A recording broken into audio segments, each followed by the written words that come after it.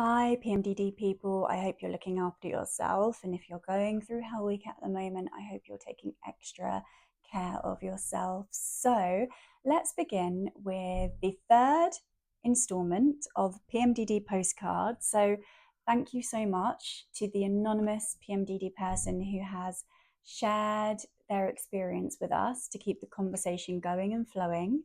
So I'm going to read out their experience. In a nutshell, I have maybe 7 to 10 days of a month where I feel like me. I feel regulated and balanced, and I love the life I have. And then it creeps back in slowly, and before I know it, I'm back at the bottom of the pit I've seen way too many times before. Only each time feels like I'm deeper and deeper, until the second I begin to bleed again, and it feels like a switch has been pressed, and I'm back to being me. It's a repeating cycle every month. It's exhausting and debilitating. So, thank you for sharing your experience with us. And it sure is, it happens every month or almost every month. It's exhausting and debilitating, and we hear you. And I really do hope that you are taking extra care of yourself if you're going through that again this month, which you sure are. Yeah, so 7 to 10 days of a month where you feel like you and you feel regulated and balanced and you love the life you have. And I feel like it is super important when we do feel energized to appreciate that. Because when we're in the depths of PMDD, it's hard to remember what life was like with energy and motivation and, a sense of like go getting. I know when we start to bleed and we feel like, well, human again, as some people describe it, or just like ourselves again, when we've gone through it, like you really do appreciate that contrast. But yeah, we would appreciate not feeling like that every month. But yeah, I guess what I'm saying is PMDD can help us appreciate those moments where we do have the energy and excitement and motivation to work, to go out, to socialize, to be with children, to look after animals, anything that you do when you've got energy. I'm just looking at a pigeon right now that has landed outside. And anyway, we won't get distracted by the pigeon.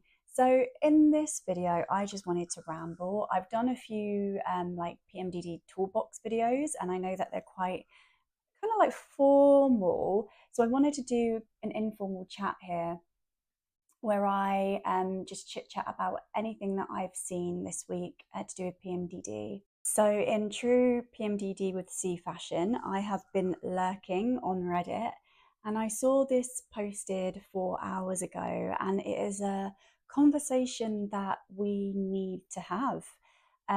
So, this PMDD person on Reddit has asked, how many sick days do you take? And I won't read out the whole post, but basically, this person feels anxious because they can't face going into work and trying to function normally.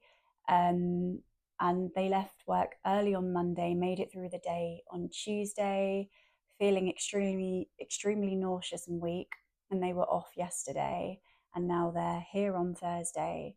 They usually push themselves to go in, but it's so difficult, isn't it? It is so difficult because we don't have period leave per se in the UK. I know other countries have it. I think Spain has it, and there are a couple of other European countries that I can't remember. But it is really tricky because, well, number one, it depends what profession you're in, right? Like, sometimes it's easier to manage PMDD when you are allowed, or you have the flexibility to work from home, because you can make that a working from home day and just work at your own pace, being in your own environment. Taking it easy, like we should be doing when we're going through PMDD. But others don't have that flexibility at work, do they? I mean, people who work in supermarkets, they can't work from home. Um, Teachers, they're in 5 days a week, and multiple other professions. So it's really tricky, and that's where you get into territory where you have to call in sick. And obviously, work monitors your sick days. So if they start seeing a pattern, they might pull you up on that. They might be like, oh, okay, we've noticed that you are off every month for a day or 2 days. Can you tell us what's happening here? So it's a really delicate um, conversation topic here, um, because, yeah, some people do push through and do go to work and force themselves through that. And many of us have to, we do with PMDD. But I'm wondering what the future is going to look like when, PMDD is more prevalent and there's more support, and workplaces are more empathetic towards people with PMDD, because it happens every month. And I think the current structure and the current system, doesn't welcome, that, doesn't give the flexibility. So yeah, I just thought that was a really interesting topic, and I will do more videos once I've researched this more. I haven't actually come here and researched this. This is just my own thoughts, my own opinions after reading this post. But yeah, and again, let me know your thoughts on the subject. I really do like hearing your own thoughts and opinions. Um, yeah, we face extreme fatigue as well. That um, you know that fatigue that you can't shift, that makes you just want to slug out on the sofa. And yeah, dragging yourself and pushing yourself through work is such a difficult task when you're feeling like that. um, and even like the anger and rage, you might feel like you snap at colleagues during that time and could do with some time off. But I know this is a very delicate and kind of tricky conversation to navigate in the long run, when we're advocating for PMDD and how to manage it in the workplace. Another point is, do you tell people at work? Are you open about it? What's going on for you? So if people have noticed that you might have lost confidence at your desk, let's pretend you work in an office and you're in, let's say, 5 days a week, because there's no flexibility, and you're not your usual chirpy self. So people have started to notice that you might be a bit snappy, or you might be less confident, or you might be a bit more slow that day because you might be facing brain fog. Like, would you feel comfortable enough sharing that with your colleagues to help them understand what's going on? Because I feel like naturally people are judged for their behavior if people don't know what's going on with them, if that makes sense. So like, when they know that there's a reason or an explanation, people become a bit more empathetic. But if you've changed and your behavior's changed, people might automatically judge that, and they're confused. What's going on? Why are you like this today? Is it me? Whereas if they knew that you were going through PMDD, or just say like another health condition, people tend to be a bit more empathetic and less judgmental and more supportive.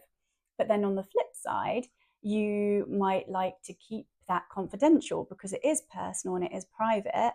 Although I always advocate for people to shout about PMDD if you have it. This is my opinion, not advice or anything, but I definitely advocate for people saying, actually, I've got PMDD today. This is the support that I need, because it does help in the long run. You're not going to keep it all in. But I respect that some people would like to keep it as a private matter. So navigating that in the workplace is super tricky, especially in like the corporate world.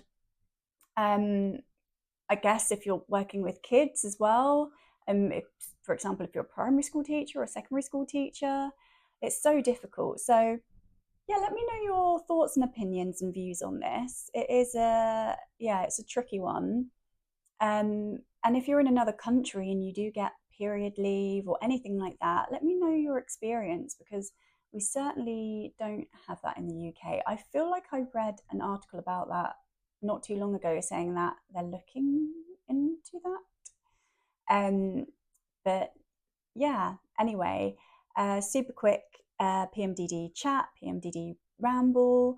I hope you're looking after yourself, and I will see you in the next video.